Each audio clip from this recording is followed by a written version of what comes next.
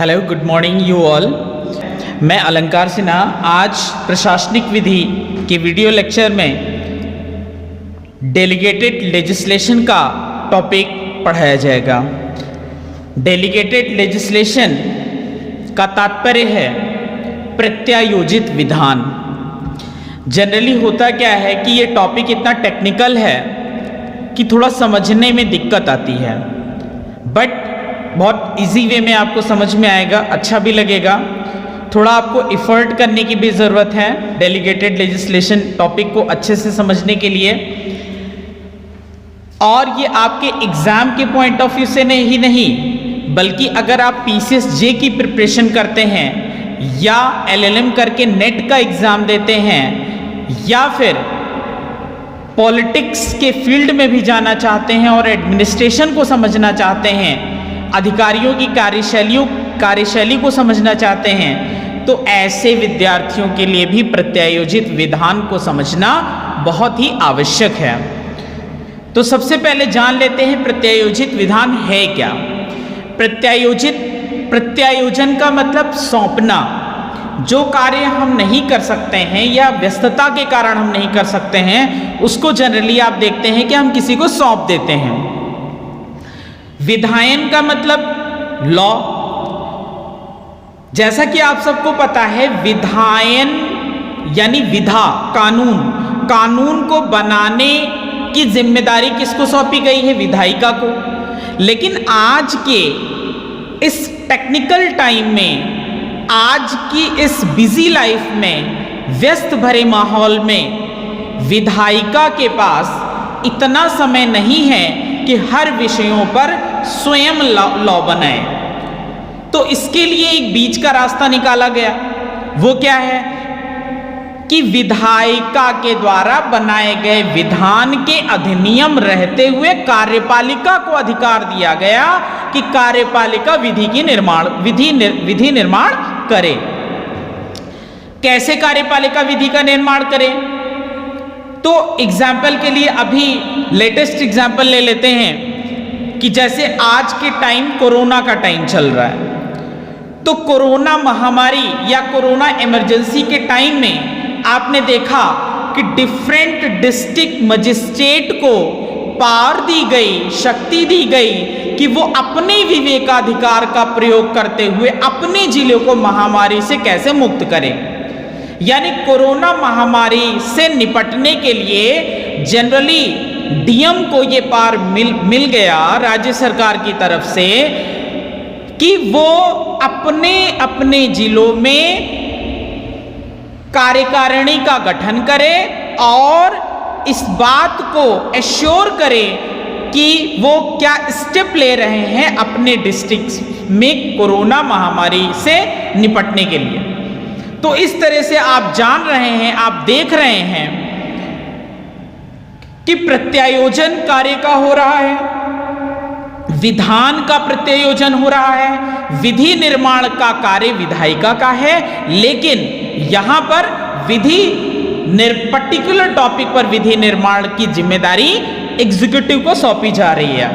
तो अब कुछ पॉइंट्स नोट कर लेते हैं। Delegation is act of making और commissioning a delegate.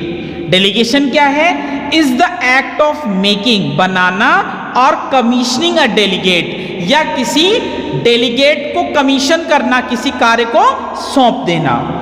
When the function of legislation is entrusted to organs other than the legislature by the legislative itself, the legislation made by such organ is called delegated legislation। यानी कि जब कोई function of legislation यानी विधायन का कार्य is entrusted to organs other than the legislature, यानी legislature को तो विधान बनाने की जिम्मेदारी है ही, विधायिका के अतिरिक्त किसी और को सौंपा जाए। कैसे? By the legislature itself, legislature के द्वारा स्वयं सौंपा जाए। The legislation made by such organ is called delegated legislation. और इस प्रकार से जो लेजिस्लेशन बनाया जाता है, विधान बनाया जाता है, ऐसे ऑर्गन के द्वारा, कैसे?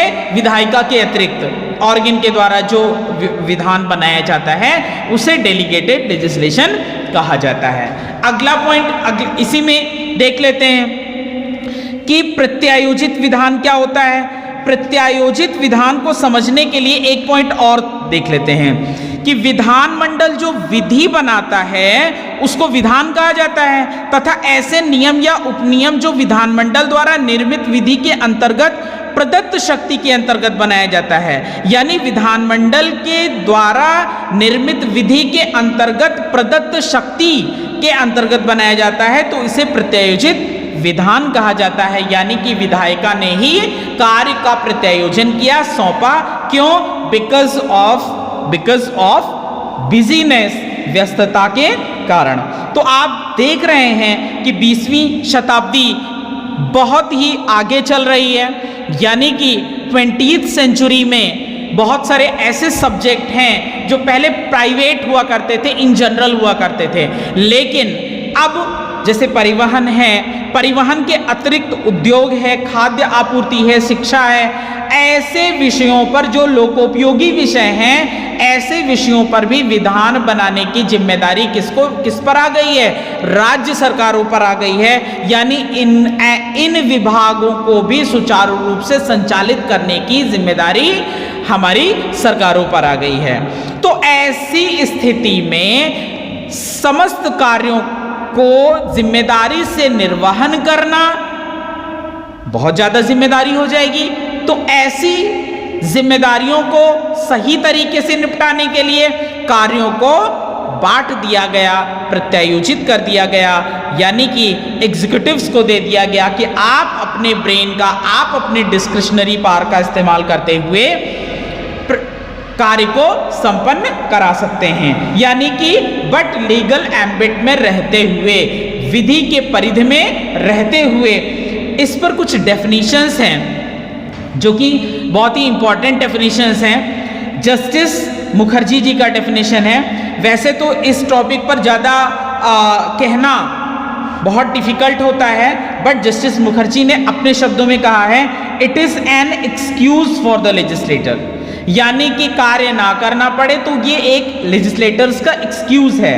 अ शील्ड फॉर द एडमिनिस्ट्रेटर्स, और एडमिनिस्ट्रेटर्स के लिए तो एक शील्ड हो गई, and a provocation to the constitutional jurist, और कॉन्स्टिट्यूशनल जुरिस्ट के लिए एक टाइप का प्रोवोकेशन है। दूसरा डेफिनेशन क्या है, सामंत महोदय ने दिया है, लेजिस्लेशन इज आइदर सुप्रीम और सुबॉर्डिनेट। इसको कहा है, सामंत महोदय ने कहा है कि विधायन या तो सर्वोच्च है और या अधीनस्थ है, या सुप्रीम है या सुबॉर्डिनेट है। तो सुप्रीम लेजिस्लेशन क्या होता है? सुप्रीम लेजिस्लेशन को समझ लेते हैं। Supreme legislation proceeds from sovereign supreme power of the state. Supreme legislation आता कहाँ है? ये सॉवरेन से आता है, यानी supreme power of the state से आता है। राज्य के सबसे सॉवरेन पावर से, यानी कि आप sovereign, who is sovereign means president is sovereign. तो हमारे देश का प्रेसिडेंट कोई भी लॉ पास करता है तो प्रेसिडेंट के साइन से जो लॉ पास होता है उसे सुप्रीम लॉ की कैटेगरी में हम रख सकते हैं। Has no rivals in the field. दूसरा पॉइंट क्या है? Has no rivals in the field. इसका मतलब चूंकि सुप्रीम अथॉरिटी ही लॉ को पास कर रही है तो कोई राइवल्स होने का चांस ही नहीं है। अगला पॉइंट है, does not derive it's authority from any other organs of the state. यानी कि स्टेट के किसी ऑर्गन से ये अपनी पावर को डेराइव नहीं करती है, ये अपनी पावर सीधे सुप्रीम अथॉरिटी से डेराइव करती है। अगर हम सुबॉर्डिनेट लेजिस्लेशन की बात करें, सुबॉर्डिनेट लेजिस्लेशन का मतलब अधीनस्थ विधायन, तो इसका तात्पर्य क्या है? Framed by the executive and owes its existence on superior authority. यानी कि सुबॉर्डिनेट लेजिस्लेशन अपने पावर को कहां से गेन करती है? एग्जीक्यूटिव से गेन करती है, और वो सुपीरियर अथॉरिटी के प्रति ओस यानी रेडी होती है। वो कौन है सुपीरियर अथॉरिटी? लेजिस्लेचर। तो आज आपने पढ़ा सुबॉर्डिनेट लेजिस्लेशन और सुप्रीम लेजिस्लेशन के बारे में पढ़ा, और ये भी पढ़ा कि डेलीगेटेड लेजिस्लेशन क्या होता है, डेफिनेशंस देखा। आई एक्सपेक्ट वीडियो लेक्चर से आप बेनिफिटेड हो रहे हैं। एंड इन केस अगर आपको कोई टॉपिक कहीं समझ में नहीं आता तो कमेंट बॉक्स में आप मेंशन करिए, sir please make me understand again, तो मैं इस टॉपिक पे आपको दोबारा से वीडियो लेक्चर प्रोवाइड कर दूंगा।